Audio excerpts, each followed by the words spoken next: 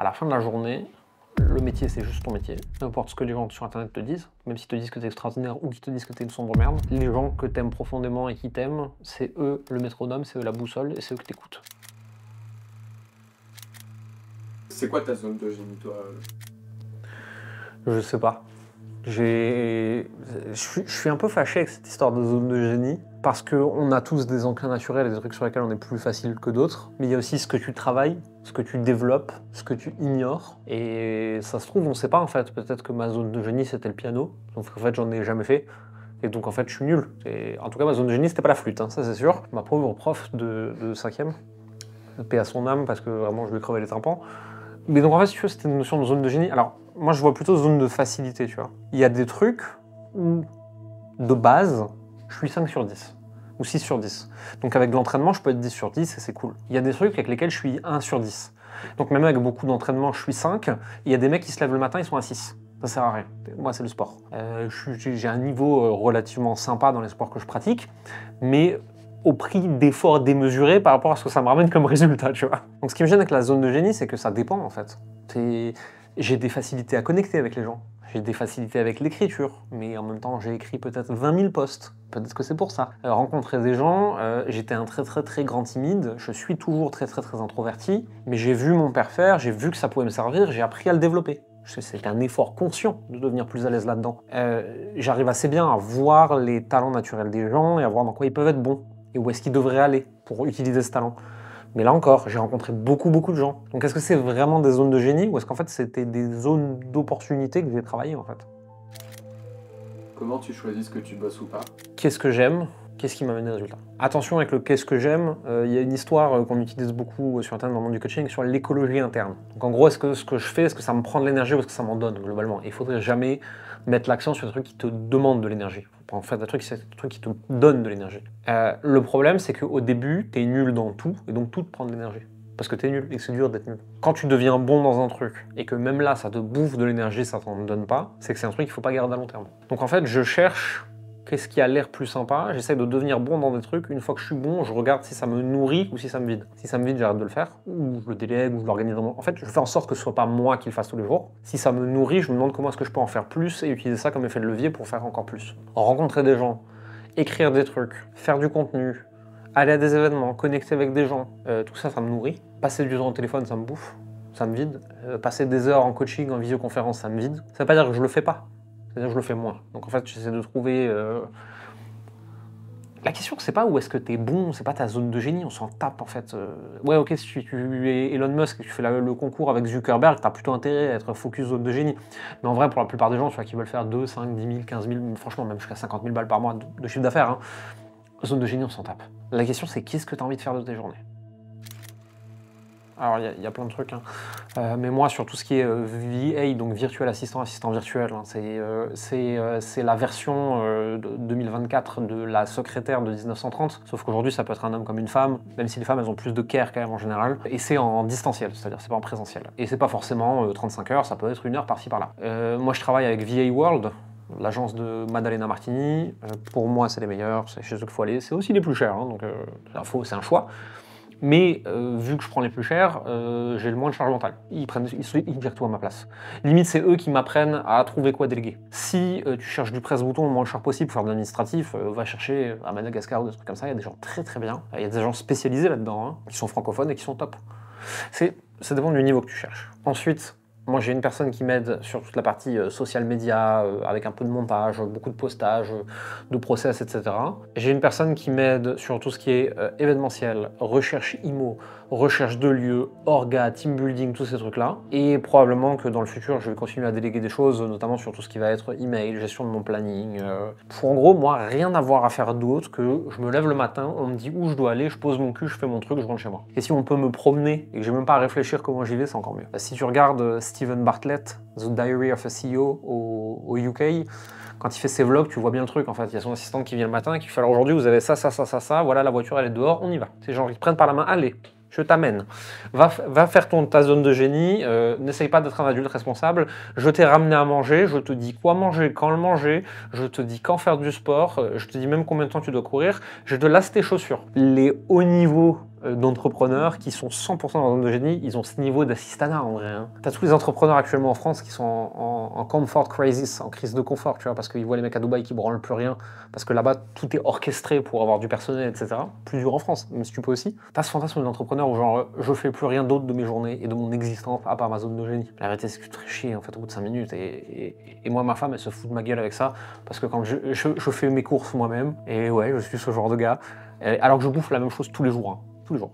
Je fais mes courses moi-même, et quand elle dit mais qu'est-ce que je mais ça me fait une sortie. C'est ma promenade, et elle se moque de moi, elle me fait on habite au bord de la mer, et toi tu vas faire ta promenade du jour chez Picard. Et je suis un peu toc-toc sur ces trucs-là, tu vois, parce que j'ai l'impression que si j'y vais moi-même, peut-être que je vais me faire une surprise et je vais manger un truc différent. Sauf que non.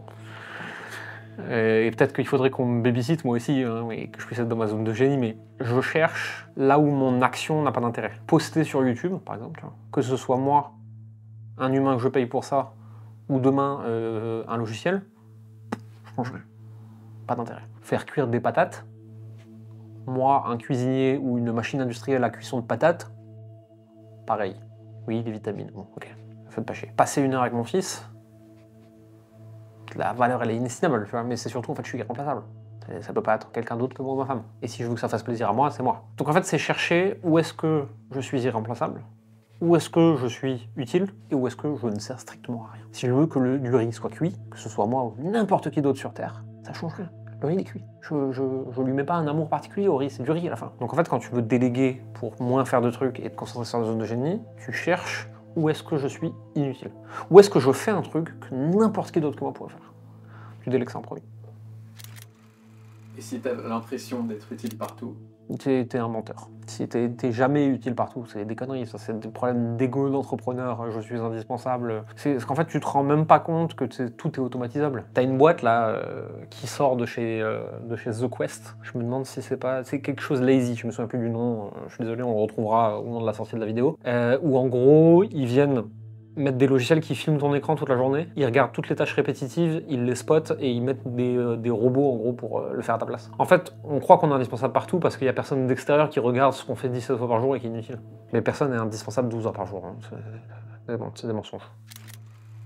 La zone de génie, c'est souvent des conneries. L'important, c'est qu'est-ce que tu aimes faire, sur quoi tu aimes travailler, qu'est-ce qui te donne de l'énergie. Fais plus de ça, recrute des équipes, des logiciels, des IA ou des virtual assistants pour faire le reste à ta place et te concentrer sur ce que tu aimes. Ou alors va regarder South Park ou va te balader au milieu des coquelicots, peu importe. Et n'oublie pas surtout que être 14 heures par jour dans sa zone de génie, c'est bien si tu es Elon Musk qui concourt avec Zuckerberg, mais pour nos niveaux de revenus, ça n'a aucun intérêt.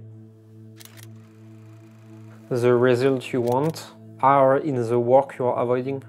Nous, ça fait Exerus, ça fait 1 an. On dit il faut qu'on teste plus de créa.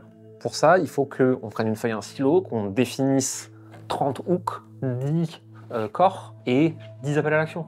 Qu'on tourne tout et qu'on fasse des variations. 1 an. C'est 1 an qu'on tourne avec les 3 mêmes pubs. Et encore, avant que tu arrives, il y en avait qu'une. Voilà. On n'est pas mieux que les autres, hein. C'est juste qu'on dépense plus d'argent sur nos conneries, quoi. En fait, quand il n'y a pas de deadline, c'est trop facile de trouver un autre truc à faire, quoi. Même s'il y a une deadline, c'est facile de raconter qu'un truc est plus urgent. C'est ce qu'on appelle la procrastination positive, tu vois. Je dois réviser mes maths et oh merde, la vaisselle. D'un coup, la vaisselle qui pouvait attendre le lendemain, elle est devenue très urgente. Moi, je suis spécialiste de ça. Toi, c'est sur les ads que ça se manifeste? Pas que, mais surtout. Les ads, on les repousse, on a la flemme. Oui, mais elle marche. Oui, mais elle pourrait marcher mieux. Oui, mais bon, elle marche. Non, mais bon, ça, c'est quand même toute ma philosophie de travail, tu vois, en foutre le moins possible. Ça va être un gros flemmard et on a l'impression de travailler, mais en fait, Marie se foutait de ma gueule quand, à l'époque, je traînais des après-midi entières devant South Park avec genre l'ordi sur les genoux, quoi. Et un jour, elle se moque de moi et je fais « Tais-toi, c'est mon processus créatif. » Et c'est vrai. C'est vrai. Il y avait une citation de James Clear, là, récemment, qui a été reprise, et qui disait les gens ont leurs meilleures idées sous la douche, pas parce que la douche est quelque chose de particulier, parce qu'en fait c'est le seul endroit où ils sont loin des écrans en train de rien faire pendant assez longtemps pour avoir une idée. Bah, moi, ma version d'avoir des idées sous la douche, c'est je regarde South Park, les Simpsons ou de préférence Kaamelott. Pour la 93e fois, je connais les dialogues par cœur, ça me demande plus aucun effort mental de regarder, et donc ça me permet d'avoir le cerveau qui part dans tous les sens et d'avoir des idées, quoi. Moi, le meilleur moyen d'avoir des idées, c'est je marche avec un podcast, je suis en train de faire la vaisselle avec de la musique. Tu vois, typiquement, on en revient à des trucs que je devrais plus faire. Mais c'est des moments de calme, c'est des moments de vide. Et je le fais pas tout le temps. Mais il y a des moments où je le fais. Et puis en vrai, juste, moi je suis en France, je suis pas à Dubaï, j'en suis à la 7e femme de ménage qui me lâche. Bah, il y a un moment, si je passe pas l'aspi, c'est ma femme qui doit le passer, donc elle va être grognon. Donc il faut que je le passe aussi, parce que sinon, soit elle est grognon, soit c'est sale. Donc en fait, je me retrouve à passer l'aspi.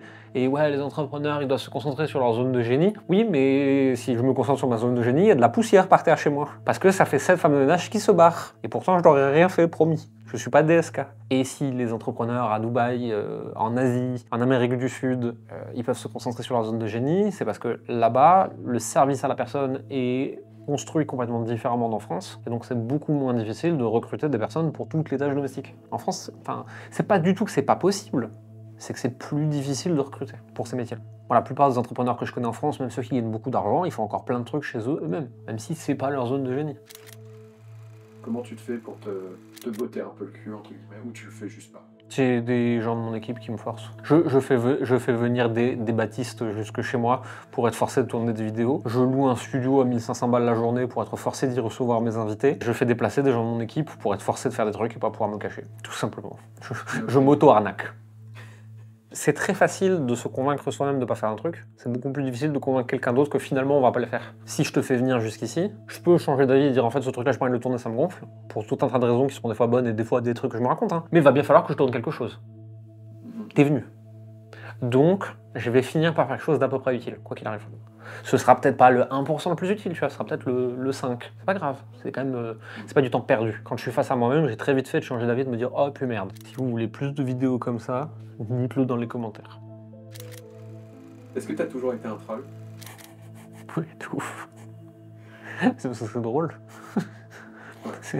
J'aime bien faire chier les gens, c'est rigolo. Ça me permet de pas me prendre au sérieux, ça me permet de pas les prendre au sérieux. Et ça me permet de checker très très vite l'intelligence des gens. Quand je parle d'intelligence, je parle pas de QI ou de trucs comme ça, parce qu'on a bien prouvé qu'en fait il y a plein de formes d'intelligence différentes. Mais moi, quelqu'un qui est capable de faire des traits d'esprit, de comprendre des trucs un peu pointus, d'être drôle, de faire un peu le troll, d'avoir un peu de second degré, et qui m'emmerde pas avec des généralités dogmatiques de moi je sais, moi je suis gentil, moi je suis bien, et voilà. Ça c'est le genre de gens que j'aime bien. Donc en fait, en trollant les gens, un peu, je suis pas non plus un emmerdeur fini, tu vois, je dis pas des trucs abominables sur internet et tout, j'aime bien piquer un peu. Mais en rigolant en plus, tu vois, les gens ils savent. Bah, les gens qui se vexent très très vite, on va pas être copains. Les gens qui comprennent pas, on va s'entendre. J'ai rien contre eux, hein, mais juste on va pas avoir le bon mode de communication, eux et moi. Et les gens qui perçoivent ça et qui le trouvent rigolo, bah en fait c'est des gens à qui j'ai le plus de chance de m'entendre. Ouais, c'est Oussama qui me disait ça, qui me disait que j'avais trop une grande gueule, et que du coup il comprenait parce que lui il était un peu comme ça. En fait, foncièrement, je fais pas exprès. J'ai peut-être un peu grossi le trait avec les années, tu vois, mais je comprends pas toujours bien tous les implicites sociaux. C'est pas que je les comprends pas. Une de mes plus grandes terreurs dans la vie, c'est qu'en fait, il y a des gens qui me regardent, ils attendent un certain comportement, une certaine réaction de ma part. Je sais laquelle, mais je suis pas capable de le faire. Si vous voulez me voir me décomposer, vous m'offrez un cadeau devant 25 personnes, et vous allez voir la terreur sur mon visage du mec qui sait pas où mettre. C'est genre... merci, au secours. Donc en fait, à partir de là, des fois, je vois des gens qui ne disent pas des trucs. J'arrive à intellectualiser de pourquoi ils ont choisi de pas le dire. Mais moi, je me dis, tiens, ce serait quand même rigolo si on le disait pour voir ce qui se passe. Tu vois, c'est genre, voilà. Je suis le genre de gamin qui met un coup de pied dans un sac en papier pour voir ce qu'il y a en dessous, quoi. Et mon côté troll sur Internet, c'est un peu ça, en fait. Il y a des trucs qu'il y a plein de gens qui choisissent de pas dire. Je trouve ça un peu con. Donc je le dis pour voir ce qui se passe. Et peut-être qu'ils ont raison, des fois, hein, mais je suis un peu comme ça. Il n'y a jamais eu de conséquences graves, en tout cas. Si je dis un truc et que je le regrette, je m'excuse, en fait, simplement. Ça peut être un adulte. Juste, j'ai pas 3 ans, quoi. Si je dis un truc qui a blessé quelqu'un, je m'en excuse. Même si foncièrement cette personne est blessée par une blague, c'est à elle de réfléchir un petit peu, mais je m'excuserai quand même. Non, par contre, des dingueries, j'en ai dit souvent. Des trucs qu'il fallait pas dire. Le plus drôle que j'ai fait, c'est... Je suis un tout petit média dans la mode. Je suis assis en face de quelqu'un de très très avancé sur ce monde-là. Et après une pinte, j'avais pas 3 grammes quoi, hein, j'avais juste bu une pinte, c'est pas mal d'alcool, mais c'est pas non plus... je suis alsacien, je supporte un peu. Je lui dis, mais quand même, votre dernier lancement, vous avez un peu raconté n'importe quoi, c'était de la merde. Et là, j'ai mon associé de l'époque qui me met des coups de pied sous la table, genre tu sais qui t'es en face de toi, tu peux pas dire ça. En fait, j'ai de la chance, la personne en face, elle a le même humour que moi, donc ça se finit bien. Mais ça aurait pu très mal se finir, j'aurais pu la vexer quoi. Et j'aurais pu me griller un contact comme ça. Et aujourd'hui, il y a plein de gens sur internet qui me trouvent vulgaire, pas fréquentable, que je suis un petit con, pour qui je me prends, blablabla. C'est pas grave, en fait, je veux pas traîner avec eux. Je veux pas être leur copain, ces gens-là. Ouais, donc ça te filtre en fait. Ça filtre de ouf. Si tu... je suis pas adapté à aller dans des soirées smoking avec des petits fours, etc. Tu vois, tu veux m'inviter au restaurant, évite le 3 étoiles, trouve-moi de la bistronomie, tu vois, où t'as un chef extraordinaire avec des produits extraordinaires, mais une table où je peux boire du vin et me marrer fort. Là, j'aime bien, je viens d'Alsace. Et ça se sent dans mon tempérament, et les gens avec qui j'ai grandi, c'était comme ça aussi. J'aime pas les trucs guindés, j'aime bien pouvoir dire ce que je pense, j'aime bien pouvoir rigoler, j'aime bien pouvoir passer un bon moment. Souvent, je fais des longues tirades dans des soirées, et ensuite, je me regarde parler, je me dis, ah putain, faites le taire. Et je le verbalise en général. J'ai une autre opinion de moi-même sur plein de trucs, mais j'essaye de me mettre des coups de pied régulièrement et de me faire des croche-pieds quand je vrille trop, tu vois, et je suis trop dans mon ego, pour me rappeler que bon, je suis pas chirurgien, quoi. Tu fais du marketing, quoi. Tranquille, détends-toi. Ah, mais de toute façon, il faut être un peu narcissique pour faire le métier que je fais. C'est-à-dire, à un moment, je fais des vidéos YouTube, je parle à un objet.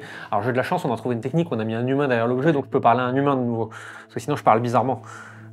Mais parce que le cerveau humain, il n'est pas câblé pour parler à un objet, en fait.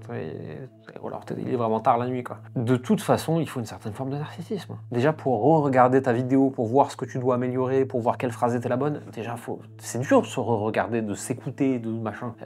Et d'être en train de raconter, de ramener ta science, interview après interview, vidéo après vidéo.